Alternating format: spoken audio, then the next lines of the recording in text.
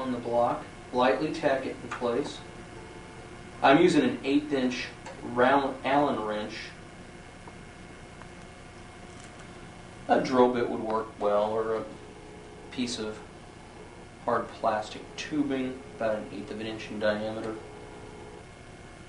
Set it on top of the foam support so that it's an equidistant.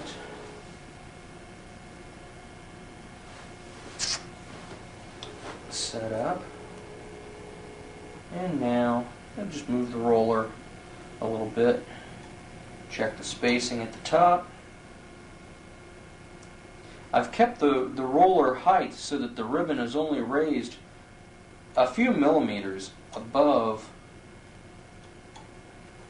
the top mounting block, because the next step is to stick the ribbon down onto the frame. Now, sight down the top.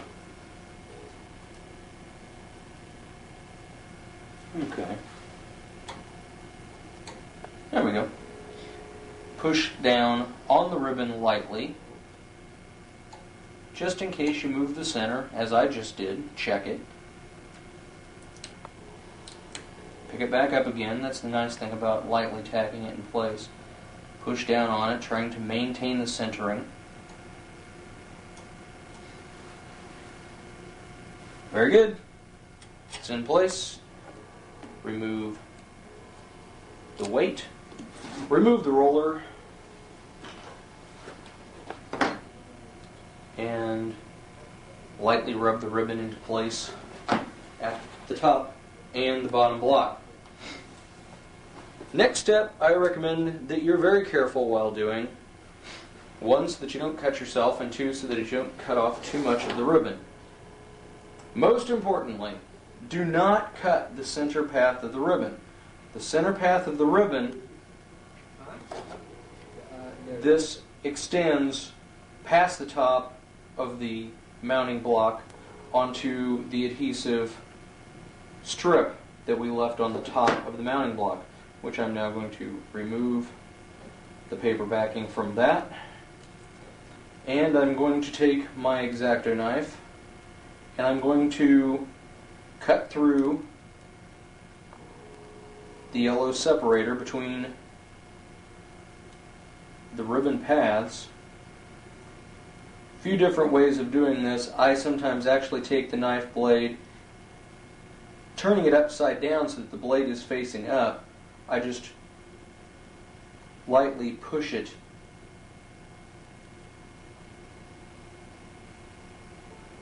through the Kapton backing, and then I cut the left and right excess ribbon paths away. You want to be careful as you tear that little piece off where you've cut it, because sometimes the Kapton has a grain and it will not want to tear easily. It will want to take the center path along with it.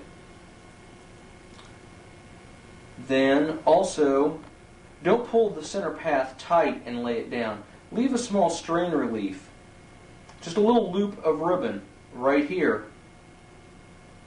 That strain relief will help keep the ribbon from cracking as things flex and as you're finishing the connections on the ribbon. And we'll stop at this point and switch to the bottom block. Now that we're at the bottom, again, the same procedure. We're going to cut away the right ribbon trace and the left ribbon trace. Now I'm pulling on the ribbon so that it's taut, but I'm not straining it. I'm not pulling it extremely tight. Again, cut the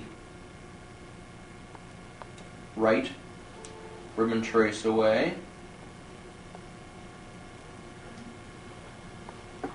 If you break the center contact, basically the ribbon is no longer usable.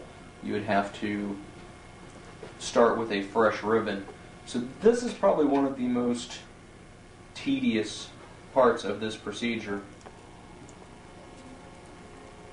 And I usually try to leave a few inches of excess ribbon at the bottom just to make life easier. Turn the mid-range frame over.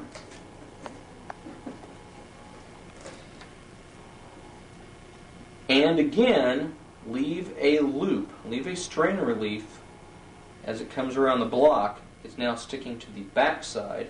Now I have a small loop, makes a strain relief. Also, as maybe there are changes in barometric pressure and other atmospheric changes, that loop will help keep the ribbon from tightening up and cracking. Now we're at the point of cleaning off the foil tabs. Again, alcohol, isopropyl alcohol, should work just fine for this purpose.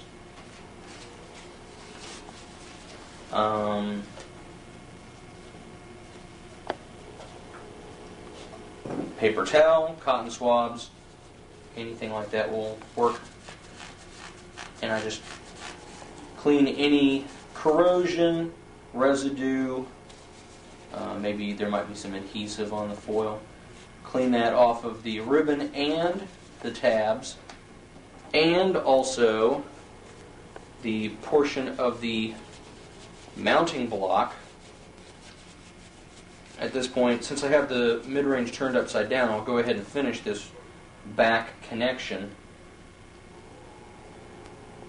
This right side foil tab, which extends from the front of the mid-range frame, lays on top of the center path, and I usually put it on at an angle, and I make sure, this is important, that the foil tab extends past the bottom of the block.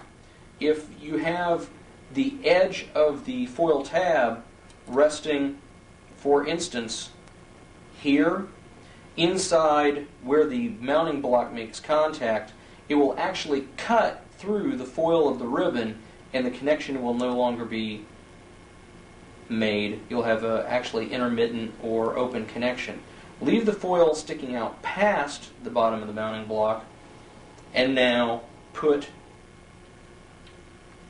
the clamping block. This again is the clamping block with the foil to the outside and the narrow spaced holes. And with the Phillips screwdriver, tighten this down. Most importantly, don't over tighten this connection. These connections, just lightly hand tightened, are complete. You have clean contacts, so now as the foil compresses together, there will be no room for contamination, atmospheric or chemical contamination. It's a very nicely sealed connection. You do want to sight along the edge and make sure that you actually have the block, the clamping block, completely tightened down on the mounting block. And now we'll switch to the front. Again, same procedure. Clean the ribbon off and clean the contact of the tab and the block at the bottom of the mid-range. This is a place where you want to make sure that as you're cleaning this off and rubbing this, that you don't rub across the center path of the ribbon and tear it off. You also don't want to smear adhesive from the adhesive back tape onto the foil. Just a couple of things to be careful of. As you are putting the tab down on the ribbon, one of the most important things to note is that the tab should not cross over the yellow Kapton gap between the right hand ribbon path and the center path. If it crosses over, the ribbon will short out and you will not have the proper impedance, and you will not actually have all of the ribbon traces working. You would only be having the first 2 traces in operation. That's now pressed down in place, and I usually leave the tab at the edge of the block, sometimes sticking out just a little bit. Okay, I'll just make sure that I have this final block on the bottom cleaned off. Again, when this makes contact with the ribbon, when you line the screws of the clamping block up with the screws in the mounting block, this foil on the clamping block must not cross over the yellow divider and touch the center path of the ribbon. If this for some reason is torn or worn through, you'd want to actually replace this foil tape with fresh foil tape. What you would do is start the tape at the back of the block, wrap it around so that it covers the 1032 hole in the front, around the bottom side, and back to the back of the block again. Burnish this down with a piece of wood or a knife blade so that it's smooth and that it's well adhered to the block itself, and then cut this hole out with an X-Acto knife blade. Now in this case it lines up just fine. It does need to cover the majority of the foil. If it doesn't cover all of the foil, that's fine. You can leave a millimeter of space between the foil on the block and the edge of the left-hand ribbon trace. Nothing wrong with that at all. And we'll screw this down. Now what I usually do is I screw it down so that it's lightly tightened down on both sides.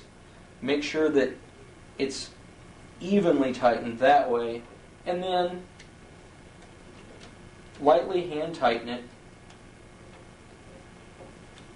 This way it has even pressure for both contacts. I pull this piece of foil out of the way and just tuck it off to the side. When you're doing that, make sure that you don't tear the foil at this corner. That's probably the weakest point in the foil tab. Just push this out of the way and make sure that the foil isn't pushing down on the ribbon. It will distort the look of the ribbon. It is normal to have some wrinkling at the bottom of the mid-range frame. I'm going to tilt this up. You can barely see any wrinkling, but as these pressure contacts are made, there's no pressure in the very center of the ribbon. That's normal. You will have a little bit of deformity here at the very bottom edge. There's nothing wrong with that. Now I'll just flip this around.